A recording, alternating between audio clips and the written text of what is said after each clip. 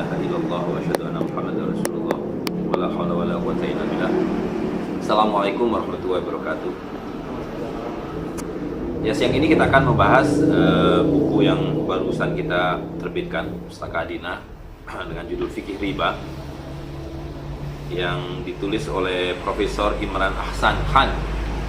Jadi beliau ini seorang guru besar di satu universitas di Islamabad dan menulis jumlah buku yang terkait dengan muamalah dan riba. Dan yang kita terjemahkan ini berasal dari satu risalah yang judulnya memang spesifik, yaitu Pelarangan Riba Elaborated. Jadi beliau mencoba untuk memberikan satu penjelasan atas kebingungan yang timbul pada hari ini mengenai definisi riba. Nah, sumber kebingungan yang dimaksud menurut Profesor Imran adalah karena para ulama-ulama hari ini yang kita kenali sebagai ulama modernis itu menyimpang dari kaidah fikih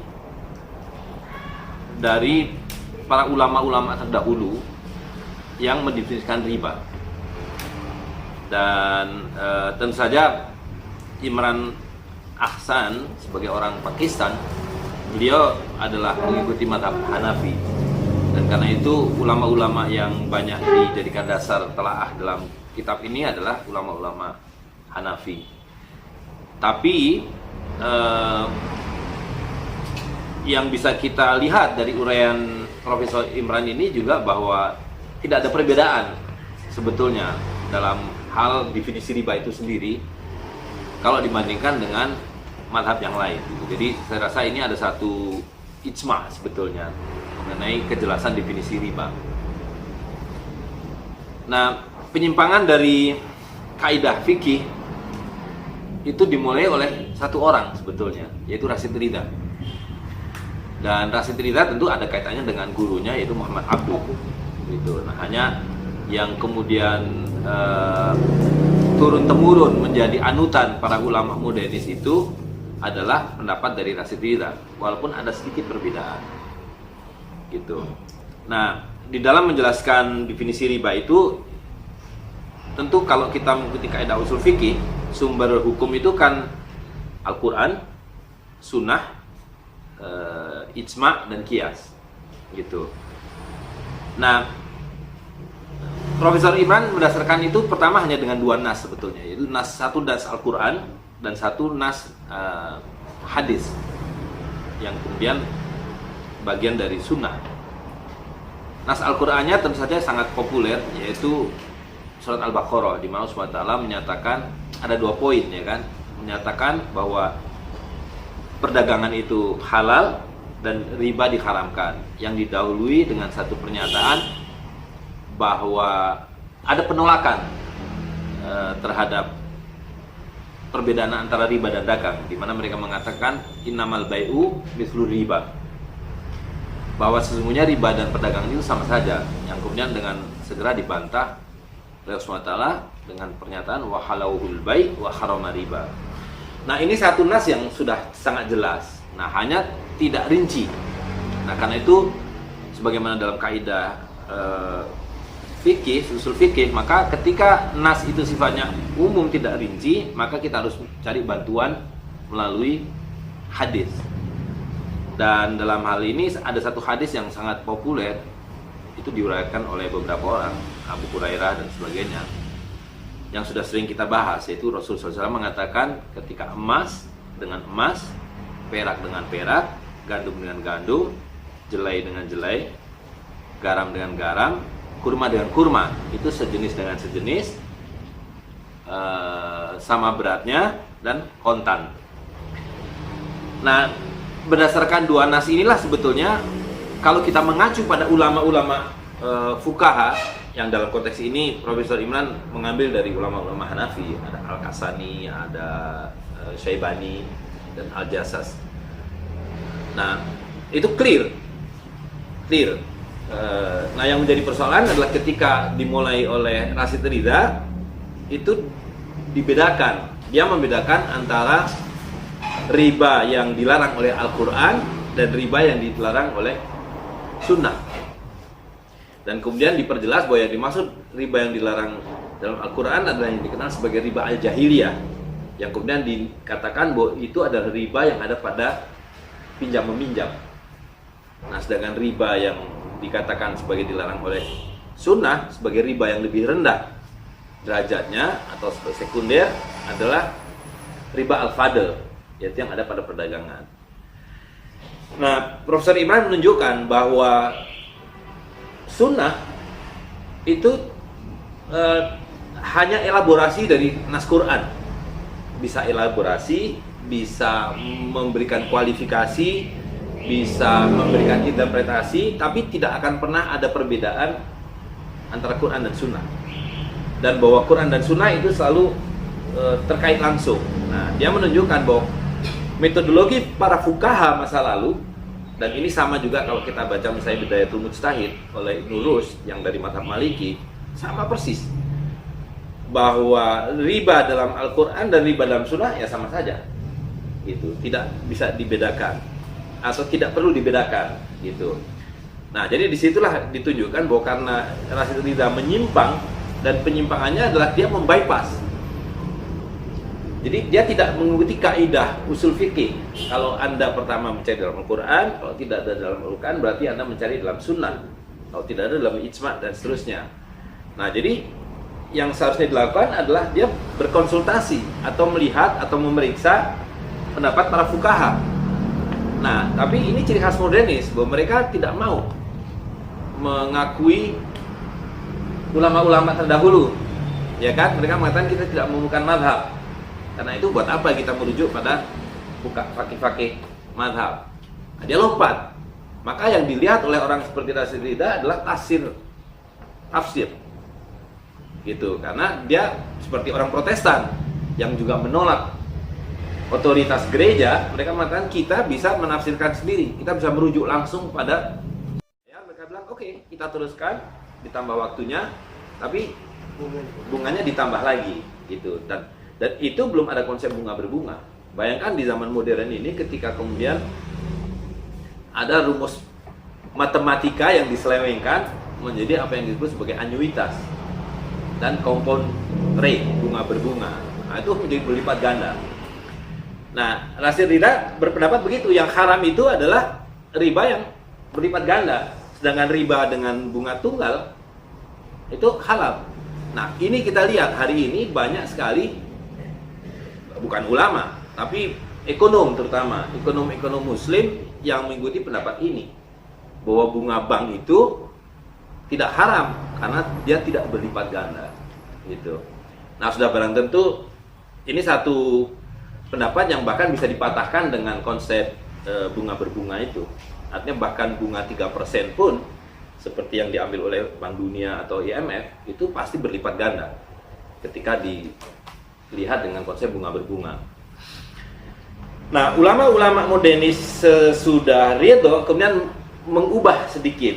Jadi tetap mengikuti kerangka tadi pemisahan riba jahiliyah dan riba sunnah, tapi mereka mengatakan bahwa bunga apakah itu berlipat ganda atau bunga tunggal, dua-duanya haram. Nah, cuma itu perbedaannya. Gitu. Nah, itulah salah satu yang kalau kita bisa duga kenapa misalnya MUI mengeluarkan fatwa bahwa bunga bank adalah haram. Nah, tapi hanya dibatasi pada bunganya saja, tidak dipersoalkan lebih jauh. Kalau bunganya saja haram, apalagi banknya, ya kan, produknya dan seterusnya.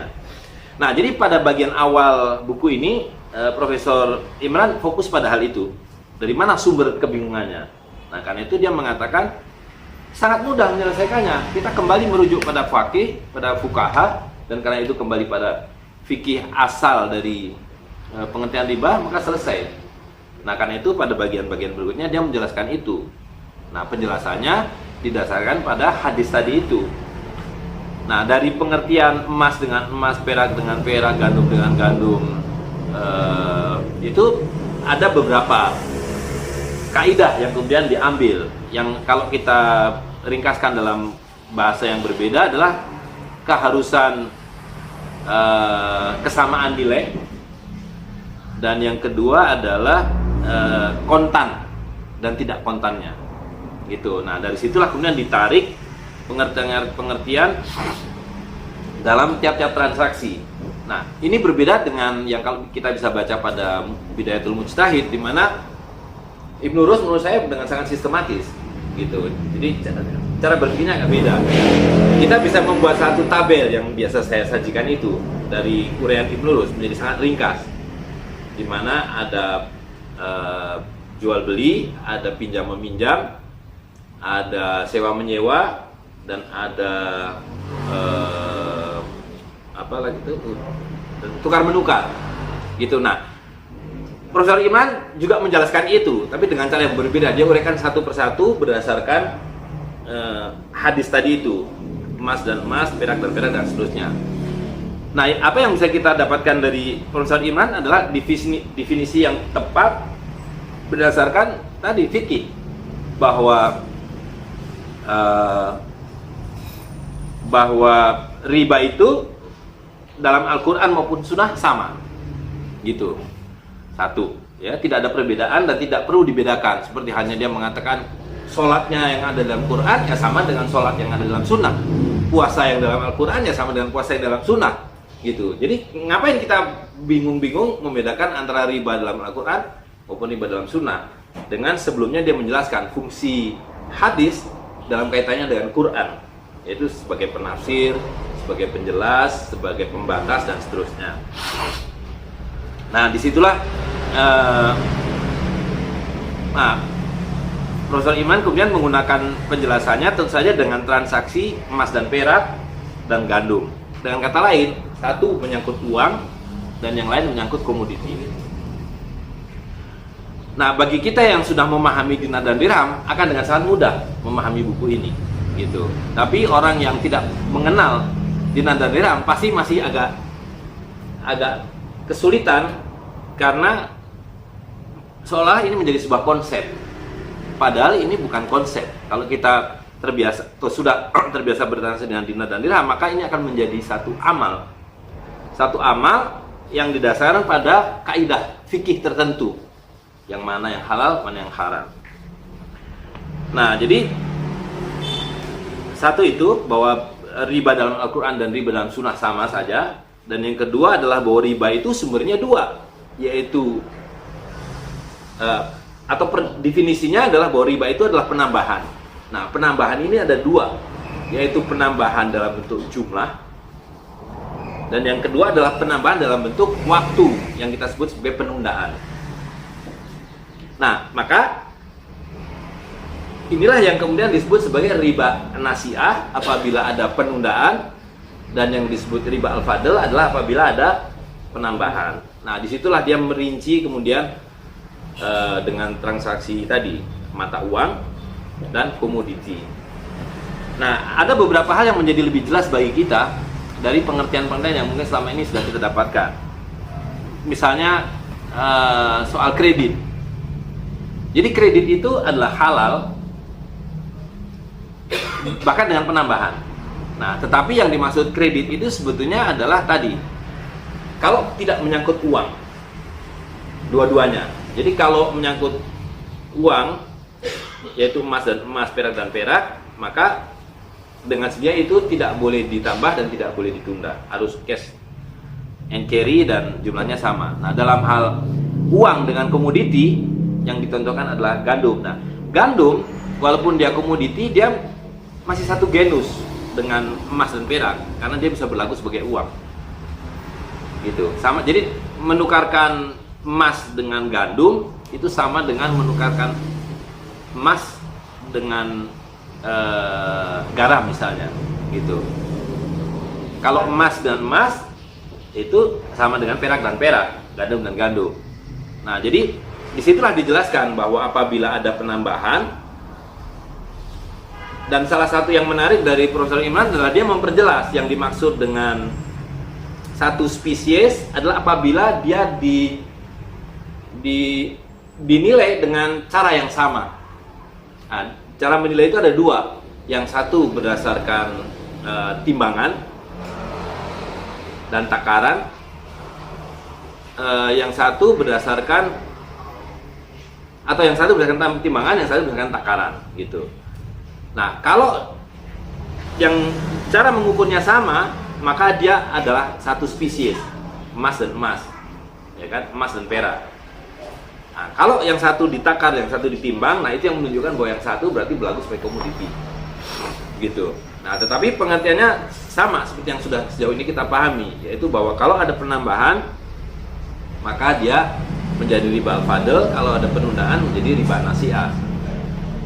Nah, yang menjadi lebih jelas buat kita adalah itu yang perlu kita pahami dalam konteks tadi, jual beli kredit. Kan selama ini orang banyak yang bingung kalau ditunda itu dan harganya berubah, boleh apa tidak? Nah, menurut Profesor Iman itu boleh kalau misalnya yang diperjualbelikan adalah emas dan gandum. Jadi kalau dinar, 100 dinar harus dengan 100 dinar dan tidak boleh ditunda. Nah, kalau 100 dinar dengan satu karung gandum, maka dia boleh ditunda. Nah, itu yang disebut sebagai jual beli kredit. Gitu. Nah, karena itu nilainya menjadi terserah mau 100 dinar atau 110 dinar itu halal. Itu asal berbeda jenis. Nah, disitulah yang memberikan kejelasan bahwa itu di situ bukan jual beli dalam atau dua transaksi dalam satu transaksi. Nah, berbeda dengan kalau kita misalnya seperti kredit motor hari ini, di mana kalau tunai 100 dikredit menjadi 150 dan perbedaan waktu membedakan harga.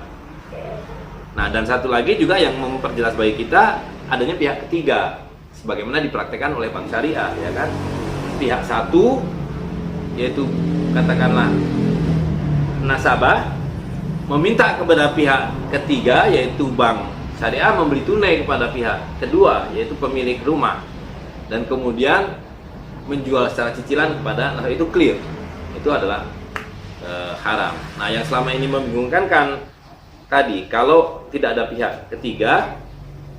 Nah, jadi dari penjelasan Profesor Imam menjadi clear kalau itu barangnya memang dari awal ditransaksikan secara tunda sebagai kredit dengan keuntungan, yaitu halal gitu. Tapi ketika kemudian kreditnya berubah-ubah waktu sebagaimana dipraktikkan hari ini, walaupun di sini tidak dijelaskan demikian, maka itu berlaku dua harga dalam satu transaksi gitu. Nah, kemudian Profesor Iman menjelaskan lebih jauh lagi sesudah pengertian riba itu adalah spesifik berkaitan dengan soal pinjaman dan sorof, tukar menukar. Nah, dan pinjaman itu ada dua ternyata. Satu adalah pinjaman untuk keperluan usaha dan yang kedua adalah pinjaman untuk kepentingan pribadi. Nah, satu-satunya pinjaman yang halal menurut Profesor Imran adalah qardul hasan. Di mana dalam qardul hasan itu ada dua yang pokok, satu atau tiga sebetulnya. Yang pertama adalah bahwa dia tidak boleh ditambahkan, utang 1.000 kembali 1.000. Nah, yang kedua, nah yang ini yang selama ini saya juga tidak mendetail sejauh itu, bahwa tidak boleh ditetapkan waktu qardul hasan itu. Jadi tidak boleh dikatakan, oke saya pinjami ini 1.000, nanti sebulan kemudian dikembalikan. Nah, itu tidak boleh, itu haram. Jadi yang disebut qardul hasan itu tadi jumlahnya tetap, yang kedua waktunya sesuai kemampuan si peminjam. Tidak tepat, dan karena itu walaupun pemain nyicil mampunya si peminjam, karena itu kategorinya qardul hasan itu bukan pinjaman ansih tapi sedekah. Nah, salah satunya Nabi mengatakan kalau kamu memberikan sedekah pahalanya 10, tapi kalau kamu memberikan qardul hasan pahalanya 18. Gitu. Jadi memberikan pinjaman itu nilainya lebih tinggi daripada sedekah biasa kalau pinjamannya berupa qardul hasan, artinya sedekah. Nah, dengan demikian tidak ada yang namanya pinjaman bisnis, itu tidak ada. Karena kalau Jadi bahkan pinjaman tanpa bunga itu haram. Karena ada penundaan. Jadi tidak ada riba al-fadl, tapi ada riba an-nasi'ah. Jadi kalau saya meminjamkan kepada Mas Iqmal modal 1 juta, ya, nanti dikembalikan 1 bulan kemudian. Nah, menetapkan waktunya itu menjadikan riba an-nasi'ah masuk. Karena kemudian ada penundaan, di mana arti penundaan adalah ada potensi keuntungan yang diambil oleh si peminjam. Saya pemilik uang, harusnya dalam 1 tahun saya bisa memproduktifkan uang itu. Sekarang saya pinjamkan kepada Mas Iqmal tanpa bunga. Maka potensi keuntungan yang saya dapatkan dari produktifan modal ini diambil oleh si peminjam. Nah, ketika saya mengatakan bahwa dalam sebulan harus kembali, itu masuk riba nasi'ah. Gitu. Jadi dari sini bahkan dalam sistem yang berlaku hari ini kita bisa melihat dan Profesor Imran mengatakan tidak mungkin perbankan syariah itu bisa halal dan bisa beroperasi karena satu-satunya bisnis bank adalah meminjamkan uang, bahkan tanpa bunga sekalipun. Satu-satunya yang memungkinkan operasi peminjaman yang halal adalah qardul hasan, gitu, which is mustahil bagi bank untuk meminjamkan atas dasar sedekah karena dia harus cari untung. Iya kan? Gitu. Nah, jadi dengan kitab ini saja sebetulnya itu sudah habis bank syariah. Gitu. Bahwa sudah tidak dimungkinkan yang namanya ada pinjaman bisnis. Dan kita tahu bahwa kemungkinan pinjaman yang halal hanya melalui dua mekanisme, yaitu kirat untuk jual beli dan syirkat untuk produksi. Gitu. Nah, jadi tidak ada modal bisnis ngutang itu, tidak terbayangkan gitu, kecuali melalui 2 mekanisme itu. Nah, itu clear. Nah, lalu kemudian Profesor Iman masuk lebih jauh lagi sedikit berkaitan dengan posisi uang kertas. Nah, dia mengatakan bahwa uang kertas ini harus didudukkan seperti asal mulanya, atau bahkan seperti status yang berlaku hari ini, yaitu sebagai promissory note. Dalam bahasa fikih kita tahu sebagai dain, walaupun dalam realitasnya sudah tidak berlaku sebagai dain karena ainnya kan sudah tidak ada. Nah, tapi Prof. Imran mengatakan oke lah, kita posisikan uang kertas sebagai dain. Nah, posisi kedua dari Profesor Iman sesudah mengatakan bahwa pinjaman tidak dimungkinkan kecuali qardul hasan dan uang kertas adalah dain, itu juga sudah akan membuat bank syariah sebetulnya tidak dimungkinkan. Karena berarti transaksi dengan dain menjadi sangat terbatas. Gitu.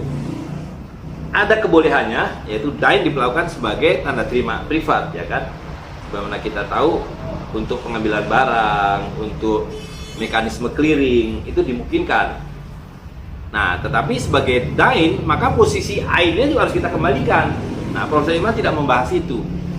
Gitu. Dia hanya mengatakan ya ini harus diposisikan sebagai promissory note. Artinya setiap kita bertransaksi dengan note, kalau itu berkaitan dengan 2 mata uang kertas yang berbeda, maka menjadi sangat jelas keharamannya, dan itu disepakati oleh para ulama, yaitu hutang dibayar dengan hutang yang haram hukumnya. Ada satu yang saya lupa, yang saya mau tambahkan. Selain posisi 2 yang pertama tadi, bahwa riba itu Quran dan Sunnah sama, dan bahwa sumber riba itu an-nasi'ah dan fadl, Profesor Iman juga menunjukkan bahwa definisi itu sudah selesai bahkan di zaman sahabat. Dengan kata lain, sudah ada ijma. Nah, ulama modern mengatakan ini nggak ada kesepakatan definisi riba. Dia mengatakan ini sudah selesai di zaman sahabat dengan hadis Nabi yang tadi itu, dan yang kemudian dirujuk oleh para fakih. Dia bilang ini ijma, udah selesai definisi riba itu, udah clear sekali. Karena itu dia bilang ngapain kalian aduk-aduk lagi, hanya bikin bingung gitu. Nah, kembali ke yang terakhir tadi. Jadi beliau mengatakan uang kertas harus dikembalikan posisinya sebagai dain, tapi tanpa mengatakan kalau ada dain berarti ainnya harus dikembalikan. Nah, tapi dari 2 posisi dasar ini aja sudah sudah sangat jelas bahwa ya bank syariah problem besar karena sudah tidak bisa beroperasi bisnisnya, karena bisnisnya adalah utang. Yang kedua, kalau uang kertasnya dikelola sebagai dain, itu sudah sangat terbatas. Nah, yang terakhir, dia menyinggung juga bahwa problemnya dimulai oleh ada satu lembaga internasional lah yang membuat standar definisi mengenai uang dan kaitannya dengan bentuk uang kertas, di mana mereka mengatakan bahwa uang kertas ini karena sudah berlaku,